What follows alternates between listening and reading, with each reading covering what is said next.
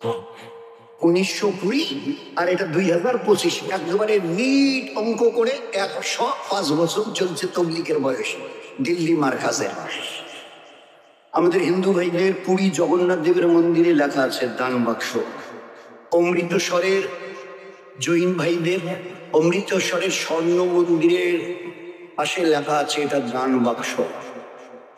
আমাদের বড় দিল্লির নাকোদা মসজিদে, কলকাতার দিল্লির জামা মসজিদের বাইরে দেয়া আছে, লেখা আছে এটা দান বাক্স।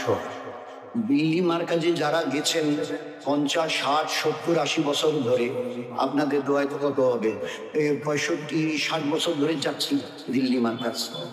তখন কলেজে করতাম, 60 বছর ধরে যাচ্ছি, কোনোদিন চোখে পড়ে নেই যে এইখানে একটা দান বাক্স আছে। যারা গেছেন দেখেছেন কেউ যে দিল্লি মার্কাজের দান বাক্স বলে কোনো বাক্স আছে ওখানে?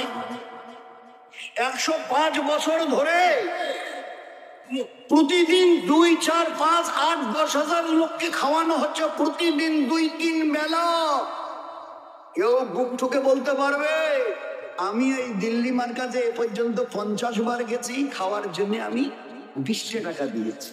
এই 50 বছরে 30 বছরে আমি খাওয়া বাবদ, খানা বাবদ 10 টাকা দিয়েছি। আচ্ছা, কোনো বাহাদুর?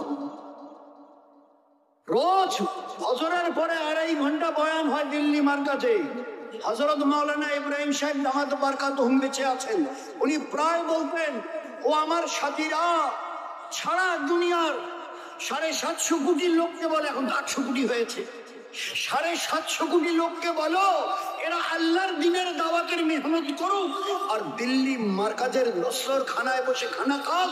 আল্লাহর নামে কসম দিয়ে বলছি, কিয়ামত পর্যন্ত আল্লাহ আপনাদের ফ্রি খাইয়ে দেবে। কিয়ামত পর্যন্ত গোটা দুনিয়ার মানুষকে বলো, মুসলমান